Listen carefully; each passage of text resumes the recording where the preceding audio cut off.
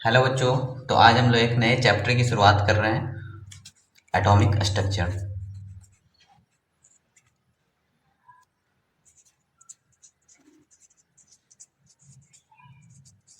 ठीक है। तो एटॉमिक स्ट्रक्चर में जो है बहुत सारे साइंटिस्ट का इम्पोर्टेंट रोल रहा है। तो इसमें सबसे पहले जैसा कि हम लोग 9th 10th में पढ़ते हैं, Dalton's model, Dalton's atomic model. Dalton ने क्या कहा कि atom is the smallest particles, but हम लोग सब ये बात जानते हैं कि एटम जो है स्मॉलेस्ट पार्टिकल नहीं है। उसके बाद जो है इलेक्ट्रॉन, प्रोटॉन, न्यूट्रॉन की डिस्कवरी हुई, तो ये बात उसका जो है गलत साबित हो गया। इलेक्ट्रॉन की डिस्कवरी किसने की थी? जे थॉमसन ने।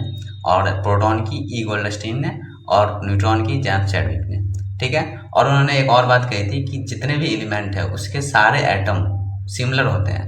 तो ये भी गलत हो गई जब आइसोटॉप्स और आइसोबार्स ये सब की डिस्कवरी हुई।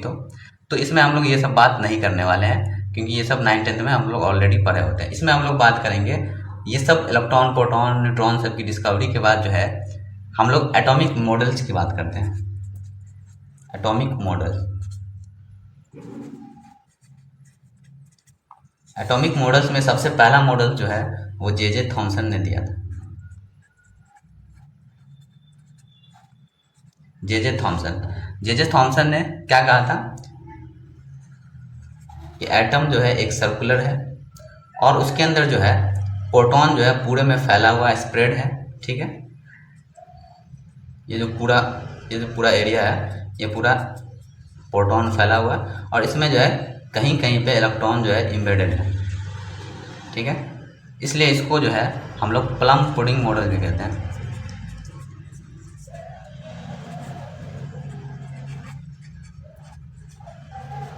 या वाटरमेलन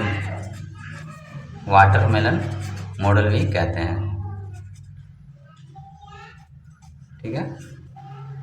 इन्होंने क्या कहा था कि जैसे वाटरमेलन क्या होता है, एक पूरा उसके अंदर एक रेड सरफेस होता है, उसको उन्होंने कहा प्रोटॉन पूरे में बिखरा हुआ है, और बीच में जो उसका जो सीड होता है उसको उन्होंने इलेक्ट्रॉन कहा। ऐसे उन्होंने एक एटम को इंडिकेट किया। उसके बाद जो है दूसरे साइंटिस्ट आए, रदरफोर्ड। ठीक है। रदरफोर्ड, ठीक है। इन्होंने एक एक्सपेरिमेंट किया था।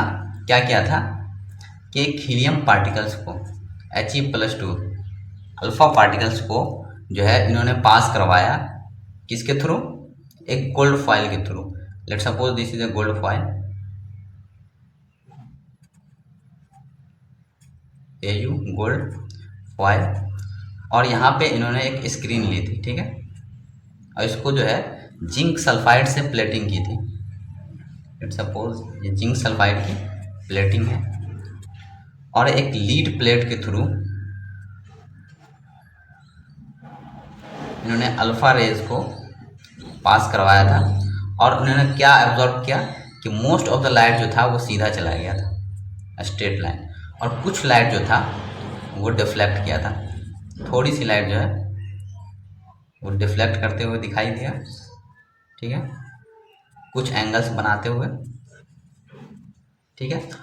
और लगभग 99.9% जो है वो सीधी चली गई थी, और कुछ जो है सम डिफ्लेक्टेड हुआ था। Some rays deflected by making some angle.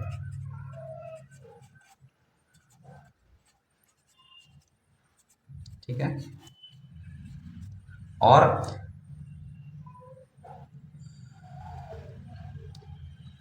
कुछ लाइट जो है वो लगभग 0.1% जो है वो इससे टकराकर सीधा वापस चला गया था। ठीक है।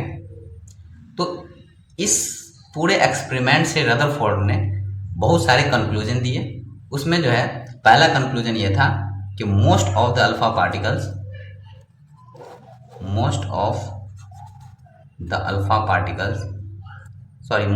Atom is empty. इन्होंने क्यों कहा? क्योंकि 99.9% जो है वो सीधा जो है चला गया, और कुछ रे जो है डिफ्लेक्ट किया। तो इससे क्या पता चला कि एटम का जो है ज़्यादातर सरफेस जो है वो खाली है, ज़्यादातर एरिया जो है खाली है। ठीक है। दूसरा कंक्लूजन क्या था? दूसरा उन्होंने क्या कहा, पॉजिटिव चार्ज जो है वो सिचुएटेड है कहाँ, सेंटर पे,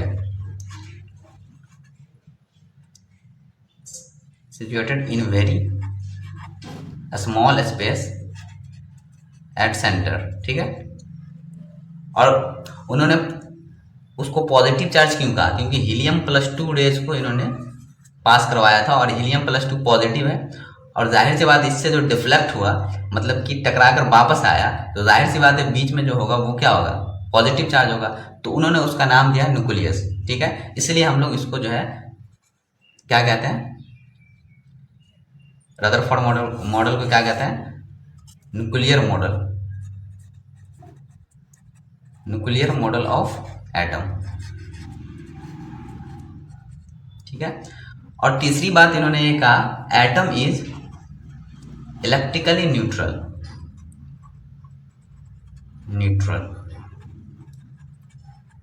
जो पॉजिटिव चार्ज होंगे वो निगेटिव चार्ज को बैलेंस कर रहे होंगे। तो इन्होंने क्या कहा, नंबर ऑफ इलेक्ट्रॉन, मतलब इसका मतलब ये हुआ नंबर ऑफ इलेक्ट्रॉन जो है वो नंबर ऑफ प्रोटॉन के बराबर होंगे, ठीक है।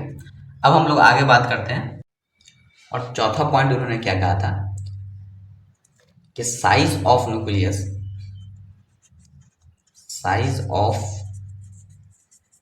जो है वो बहुत ही छोटा है, is very small as compare to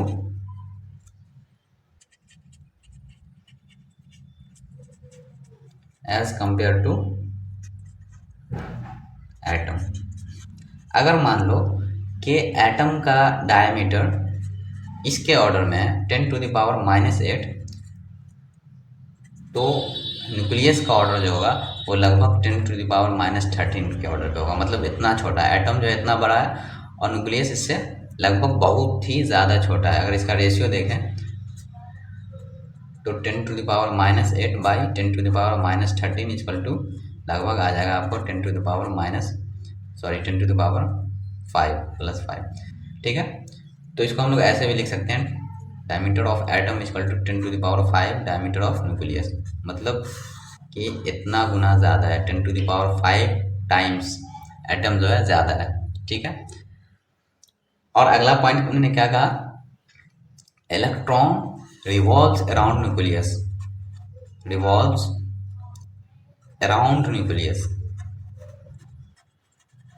atom जो है, इलेक्ट्रॉन जो है वो न्यूक्लियस के अराउंड घूमता है in a closed orbit, circular orbit, ठीक है। जो कि बाद में इसका ये पॉइंट जो है गलत साबित हुआ था बोर्स मॉडल में। तो ये थी रदरफोर्ड एक्सपेरिमेंट्स। अब हम लोग अगले वीडियो में बात करेंगे ड्रॉबैक ऑफ रदरफोर्ड एक्सपेरिमेंट, ठीक है।